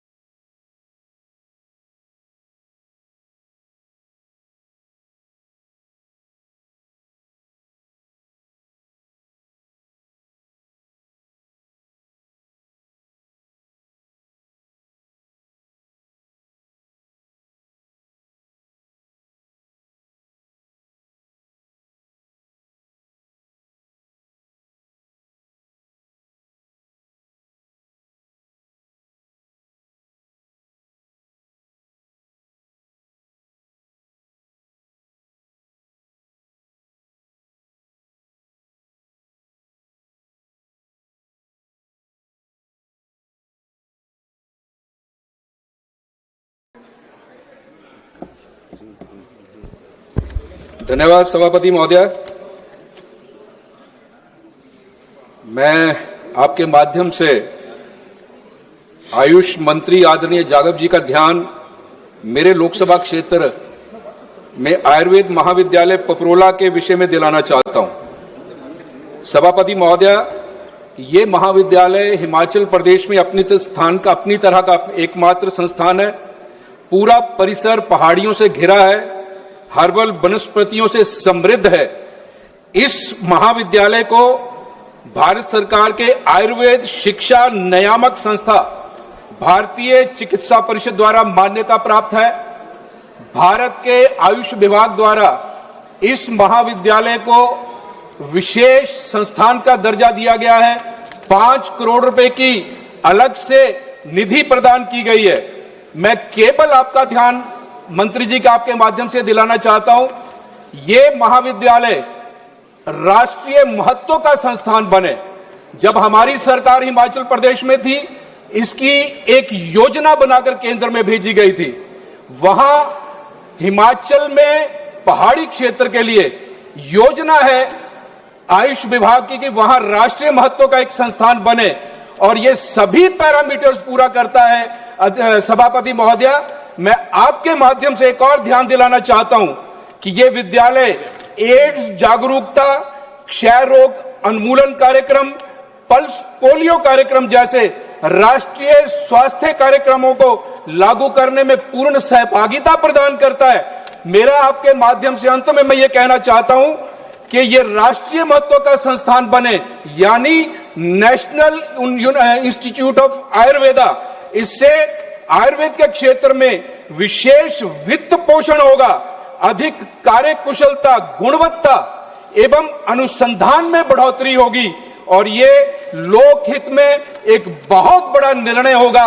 सभापति महोदय, आपके माध्यम से मैं आयुष मंत्री जी से ये प्रार्थना करना चाहता हूं। बहुत बहुत धन्यवाद सभापति महोदय। माननीय सदस्य श्रीमती सांभवी जी। धन्यवाद सभापति महोदय। सबसे पहले बिहार की बेटी होने के नाते हम आपको और इस पूरे सदन को बिहार की अकल्पनीय और ऐतिहासिक जीत की बधाई देते हैं। बिहार ने पूरे देश में ये स्थापित कर दिया है कि झूठ और नफरत की राजनीति पर विकास की राजनीति हमेशा भारी पड़ती है। सभापति महोदय, आज का जो विषय है वो बिहार के भविष्य से जुड़ा हुआ है। नीति आयोग ने अटल इनोवेशन मिशन के तहत पूरे देश में 10,000 अटल टिंकरिंग लैब्स बना करके शिक्षा के केंद्र में एक नई क्रांति लाने का आह्वान किया है। इसमें जो सबसे सराहनीय पहल है वो ये है कि 5,692 जो अटल टिंकरिंग लैब्स है वो ग्रामीण क्षेत्र में है और एक महिला जनप्रतिनिधि होने के नाते हम हमारी वित्त मंत्री श्री निर्मला सीतारमण जी का हार्दिक आभार व्यक्त करेंगे कि 2025-26 के बजट में उन्होंने 50,000 ऐसे और अटल टिंकरिंग लैब्स खोलने की घोषणा की है। आपके संज्ञान में लाना चाहेंगे महोदया कि बिहार जो ज्ञान की धरती है वो अभी भी इस विषय में कहीं ना कहीं पिछड़ रही है। आंकड़ों के हिसाब से बिहार में बस 97 लैब्स हैं, जो वहां के विशाल छात्र आबादी के लिए अन्याय है। वहां के जितने भी सरकारी स्कूल के बच्चे हैं महोदया, उनके आंखों में सपने तो हैं पर संसाधन नहीं है। मेरी ये मांग है कि समस्तीपुर लोकसभा, जो आप कह सकते हैं कि बाढ़ प्रभावित भी है और अधिकतर वहां की जो आबादी है वो ग्रामीण है, ऐसे में समस्तीपुर लोकसभा के हर प्रखंड में एक अटल टिंकरिंग लैब का निर्माण हो, ताकि वहां के जो गरीब बच्चे हैं, वंचित बच्चे हैं और ग्रामीण क्षेत्र के बच्चे हैं, उनको भी इनोवेशन और टेक्नोलॉजी में आगे बढ़ने का सामान्य अधिकार मिले। बहुत बहुत धन्यवाद। जय हिंद, जय बिहार। माननीय सदस्य डॉक्टर शिवाजी बड़प्पा जी। धन्यवाद अध्यक्ष महोदया। मैं आपका ध्यान महाराष्ट्र के मराठवाड़ा क्षेत्र, विशेष रूप से लातूर, नांदेड़, जालना, धाराशिव, छत्रपति संभाजीनगर, बीड़, परभनी और हिंगोली जिलों में हाल ही में हुई अतिवृष्टि की ओर आकर्षित करना चाहता हूं।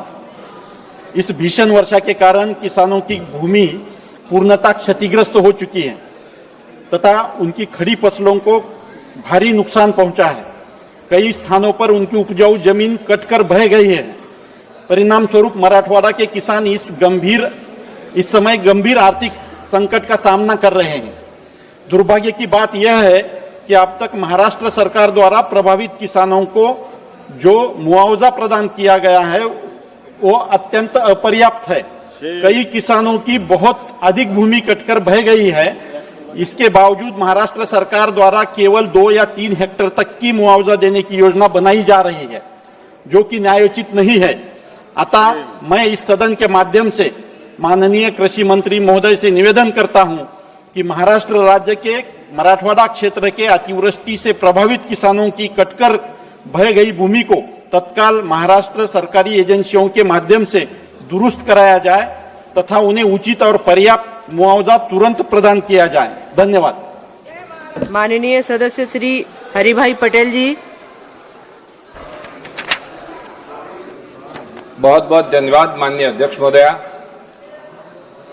मेरे संसदीय क्षेत्र महसाणा लोकसभा सहित उत्तर गुजरात में संयुक्त राज्य अमेरिका का एक भी वीजा सुविधा सेवा केंद्र नहीं है, जिसके कारण यहाँ के नागरिकों को वीजा आवेदन और अन्य सुविधाओं के लिए दिल्ली, मुंबई या चेन्नई जाना पड़ता है, जिससे बहुत अधिक समय और धन की बर्बादी होती है। अतः मैं माननीय विदेश मंत्री जी भारत सरकार से सदन के माध्यम से आग्रह करता हूं कि मेरे संसदीय क्षेत्र महसाणा, उत्तर गुजरात, गुजरात के संयुक्त राज्य अमेरिका का वीजा सुविधा सेवा VFS केंद्र खोला जाए ताकि महसाणा लोकसभा क्षेत्र के साथ साथ पूरे उत्तर गुजरात राज्य के नागरिकों को सुगमता और सुविधा प्राप्त हो सके। धन्यवाद। माननीय सदस्य श्री फणी भूषण चौधरी जी।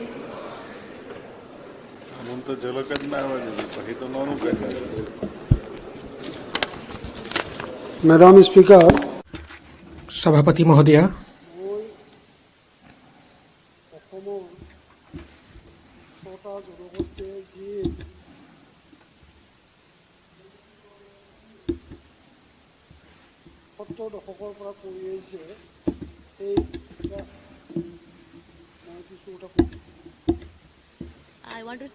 मैं यह कहना चाहता हूं इस बारे में कि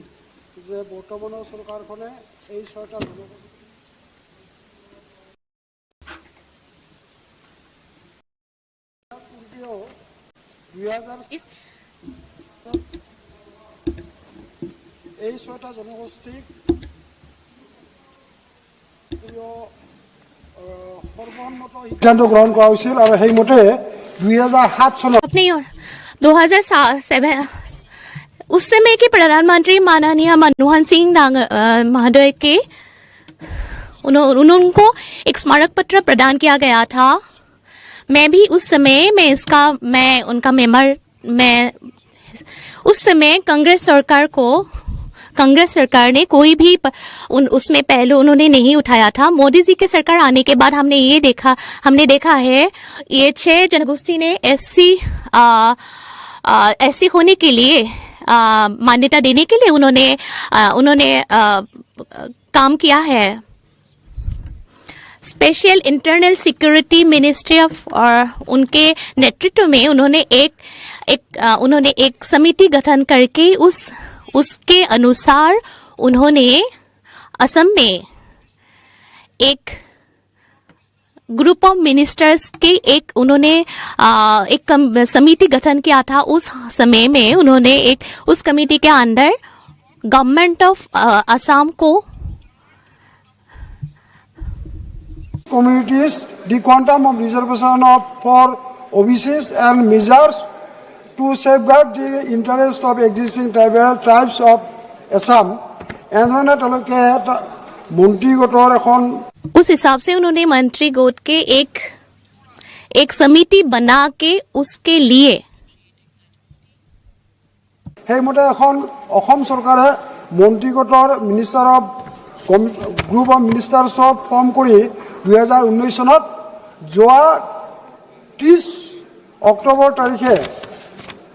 নৱেম্বৰ তাৰিখে অসম বিধানসভাত এখন ৰিপৰ্ট তেওঁলোকে দাখিল কৰিছে আৰু সেই ৰিপৰ্ট অনুযায়ী তেওঁলোকে অসমৰ এই 6টা জনগোষ্ঠী उसके अनुसार भारत सरकार के लिए उन्हें एक प्रतिवेदन देने के लिए उन्होंने एक प्रस्ताव दाखिल किया है। हमारा ये एक प्रश्न है कि ये 6 जनगोष्ठी के लिए जो एससी करने के लिए उनका जो मांग है, ये जो ग्रुप ऑफ मिनिस्टर्स है जो असम गवर्नमेंट के जो प्रतिवेदन दाखिल करने के लिए सरकार के ऊपर उन्होंने एक और मान्यता दे के और अति शीघ्र उसके लिए ये जनगोष्ठियों के मांग के लिए जनगोष्ठी को एससी करने के लिए उनका जो दाबी है उनको पूर्ण करने के लिए हम ये आशा करते हैं मोदी जी के सरकार ने इस जनगोष्ठियों का ये दाबी ग्रहण करे और उसके लिए बजट में बिल लाके आने वाले बजट में बिल लाके उसके लिए मोदी सरकार जी ये काम संपूर्ण करे। उसके लिए हमारे आशा है कि हमारे ये जनसाधारण के लिए उनके लिए हमारे एक आग्रह है, हमारे अनुरोध है माननीय मोदी जी इसके ऊपर काम करे, हमारे लिए हमें एक सलाह देंगे। धन्यवाद। मैं आपके माध्यम से बिहार के किसानों और धान खरीद समितियां की समस्या के बारे में बहुत ही महत्वपूर्ण विषय को सरकार के समक्ष लाना चाहता हूं। केंद्र सरकार ने खाद्य एवं सार्वजनिक वितरण प्रणाली मंत्रालय के नियमों के अनुरूप बिहार सरकार वहां के निबंधित समितियां के माध्यम से धान की खरीद और उसे उसना और अरबा चावल के रूप में परिवर्तित करने की प्रक्रिया में धान खरीद समितियों को काफी नुकसान हो रहा है। केंद्र सरकार ने वर्ष 2011-12 में जो नियम बनाया है वह आज भी लगभग 14 वर्षों से पालन करते हुए 2.5% कमीशन समितियों को भुगतान किया जाता है, जो कि एमएसपी पर निर्धारित है। अब 14 वर्षों में केंद्र सरकार एमएसपी के प्रति वर्ष निर्धारित करती है, किंतु कमीशन धान खरीद समितियों को 11-12 के एमएसपी पर ही 2.5% भुगतान हो रहा है। इसके कारण समितियों को काफी नुकसान हो रहा है। मैं माननीय मंत्री जी से आग्रह करता हूं कि बिहार के धान खरीद करने वाले निबंधित समितियों को प्रति वर्ष के निर्धारित एमएसपी दर का 2.5% कमीशन का भुगतान करने का आदेश दें। साथ ही आकस्मिक व्यय मद परिवहन, मजदूरी, भंडारण एवं रख रखाव के मद में की जा रही भुगतान राशि पर कम से कम 10% की वृद्धि करें और धान की कुटाई मद में अभी अरबा चावल पर 10 रुपया, उसना चावल पर 29.45 पैसा दर से अभी महंगाई के अनुसार वृद्धि करने की कृपा करें, क्योंकि यह भी वर्ष 11-12 की दर ही निर्धारित रेट है। साथ ही समितियों को धान की सूक्ष्म मद में के लिए 2.5% प्रति क्विंटल नुकसान राशि का भुगतान की व्यवस्था करने की कृपा करें। यह बिहार के किसानों और धान खरीद समितियों के लिए अति आवश्यक है, क्योंकि उसका आर्थिक नुकसान हो रहा है। धन्यवाद। माननीय सदस्य Shri Selva Ganapathi ji. Thank you honourable. धन्यवाद माननीय सभापति महोदया। जो तमिलनाडु में जो कई क्षेत्र हैं, जो डेल्टा क्षेत्र हैं राज्य के, उसमें बहुत अतिवृष्टि हो रही है और जिससे सामान्य जनजीवन बहुत अधिक प्रभावित हुआ है। और इस भारी वर्षा के कारण जो धान की खेती है, जो हमारे किसान इसका उत्पादन करते हैं, वह पूरी तरीके से बर्बाद हो गया है और उसकी खरीदी नहीं की जा पा रही है। और इसलिए माननीय सभापति महोदया और जो हमारे द्रविड़ नेता हैं, जो माननीय मुख्यमंत्री हैं तमिलनाडु के, उन्होंने प्रधानमंत्री जी को एक पत्र लिखा है ताकि जो नमी के साथ वाले धान है, जो 70% तक यह अनुमत्य है, तो इसे और बढ़ाया जाना चाहिए ताकि हमारे किसानों को लाभ मिल सके। और इसके साथ यह तथ्य है कि 3 जो यहाँ पर केंद्रीय सरकार से जो दल थे वह गए थे तमिलनाडु में, और वहाँ पर उन्होंने देखा कि जो नमी वहाँ पर रह गई थी धान में, वह वर्षा के कारण उनका नमूना भी एकत्रित किया गया। और दुर्भाग्यवश और जो किसान विरोधी जो सरकार है, और उसमें द्वेषपूर्ण यह काम किया गया कि इसे अनुमति प्रदान नहीं की गई, और जिसके कारण जो आजीविका है हमारे किसानों की, वह अभी बिल्कुल बेपटरी हो चुकी है। और बहुत सारे मामलों में पहले भी जो केंद्र सरकार है उन्होंने यह जो नमी का प्रतिशत है उसके बढ़ाने की अनुमति प्रदान की है, लेकिन जो वर्तमान केंद्र सरकार है उन्होंने इस प्रस्ताव को ठुकरा दिया है। और बहुत सारे मामले, उनमें से जैसे कि मेट्रो रेल परियोजना भी शामिल है, जो मदुरई से कोयम्बतूर तक के लिए प्रस्ताव किया गया था, और उसे पूरी तरीके से एक तरीके से दरकिनार कर दिया गया, और जिससे तमिलनाडु की जनता के साथ यह विश्वासघात हुआ है। और महोदया, जो शिक्षा क्षेत्र के लिए, नरेगा क्षेत्र के लिए जो निधि प्रदान की जानी थी वह रोक दी गई है। जो रेल परियोजनाओं को पूरी तरीके से बंद कर दिया गया है, और अब बारी ये आई है कि अब किसानों को भी धोखा दिया गया है। लेकिन ये सरकार के साथ उनका यह रवैया या बर्ताव नहीं है, यह बुरा बर्ताव वह तमिलनाडु की जनता के साथ कर रहे हैं। और जो यहाँ पर जो मानसून है उत्तर पूर्वी ओर से आते हैं और उसमें और जो नमी की बात मैंने की है धान में अनुमति बढ़ाने की, नहीं तो उनकी आजीविका बहुत अधिक प्रभावित हो जाएगी। धन्यवाद सभापति महोदया। सदस्य श्री प्रवीण पटेल जी। धन्यवाद सभापति महोदया। मैं आपका ध्यान उन लाखों शिक्षकों की तरफ दिलाना चाहता हूं जो अभी पूरे देश में चाहे सत्ता पक्ष के हों चाहे विपक्ष के हों, बड़ी संख्या में शिक्षक सांसदों के पास, विधायकों के पास जा रहे हैं और उनके सामने जो इस समय एक बड़ी विपत्ति उत्पन्न हुई है कि अभी सुप्रीम कोर्ट आपने विषय, माननीय सदस्य, आपने विषय चेंज किया है क्या? जी जी, तो बताना चाहिए ना यहाँ। वहाँ हमने दिया है जी, चलिए। जी जी, सारे शिक्षक जनप्रतिनिधियों के पास जा रहे हैं। उनकी मांग है कि अभी सुप्रीम कोर्ट ने, माननीय सुप्रीम कोर्ट ने एक आदेश लागू किया कि सारे प्राथमिक शिक्षकों को टीटी अनिवार्य कर दिया जाए, जबकि जब इनकी नियुक्ति हुई थी, जिनकी 25 साल पहले, 30 साल पहले, 20 साल पहले, उस समय विज्ञापन में या जो उनके सामने जो अर्हता थी उस समय कोई इस तरीके से कोई बात नहीं थी। और अभी अगर ये नियम लागू होता है तो बहुत सारे ऐसे शिक्षक हैं जिनके सामने बहुत ही समस्या उत्पन्न होगी।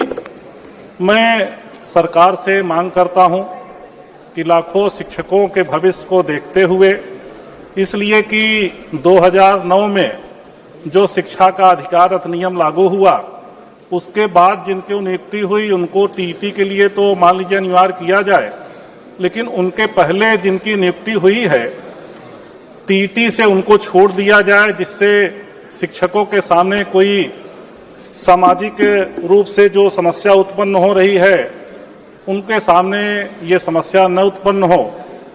सभापति महोदया, चूंकि सारे शिक्षक लोगों के पास जा रहे हैं, अभी दिल्ली में भी उन्होंने धरना किया था, प्रदर्शन किया था, जिले जिले में धरना प्रदर्शन कर रहे हैं और ये चिंता उनकी स्वाभाविक है। ये जो कानून लागू हुआ है, सुप्रीम कोर्ट का आदेश, निश्चित रूप से ये अव्यवहारिक है। तो मैं आपके माध्यम से ये मांग करता हूं कि सरकार उनकी मांगों को विशेष रूप से ध्यान देते हुए एक नया कानून बनाए और 2009 के पहले जो शिक्षक भर्ती हुए थे उनको इससे छोड़ दी जाए। बहुत बहुत धन्यवाद। जय हिंद। माननीय सदस्य श्री अजय भट्ट जी। माननीय सभापति जी, मैं आभारी हूं कि आपने मुझे अविलंबनीय प्रश्न को शून्यकाल में उठाने का मौका दिया है। मान्यवर, मैं आपके माध्यम से इस सदन का ध्यान उत्तराखंड राज्य के पर्वतीय जनपदों में हॉर्टिकल्चर आधारित पर्यटन, हॉर्टी टूरिज्म को प्रोत्साहित करने की दिशा में चल रहे प्रयासों की ओर आकर्षित करना चाहता हूं। मान्यवर, उत्तराखंड जनपद के नैनीताल के रामगढ़ क्षेत्र में 8 एकड़ भूमि में 5 करोड़ रुपए की लागत से एक अभिनव हॉर्टी टूरिज्म परियोजना का विकास कार्य प्रगति पर है, जिसका उद्देश्य पर्यटकों को फल उत्पादन, विशेषकर बागवानी से जोड़ते हुए अनुभवात्मक पर्यटन को बढ़ावा देना है। इस परियोजना में किसानों के लिए प्रशिक्षण केंद्र, आधुनिक कैफे हट्स एवं स्थानीय उत्पादों को प्रदर्शित करने की व्यवस्था की जा रही है। यह पहल केवल पर्यटन को नई दिशा नहीं देगी मान्यवर, बल्कि वहाँ के बेरोजगारों को भी रोजगार देने में एक बहुत अच्छी पहल है। इसलिए मैं सरकार से आपके माध्यम से मांग करता हूं कि इस पहल को और आगे बढ़ाया जाए, इसके लिए विशेष धन की व्यवस्था की जाए और विशेष टेक्नोलॉजी जो इस समय पूरी जगहों पर दी जा रही है, उत्तराखंड समेत सभी पर्वतीय राज्यों को दी जाए, ताकि हॉर्टी टूरिज्म एक अच्छी तरह से अपने आजीविका चलाने का मॉडल भी बन सके। बहुत बहुत धन्यवाद। माननीय सदस्य श्री मलविंदर सिंह कंग जी।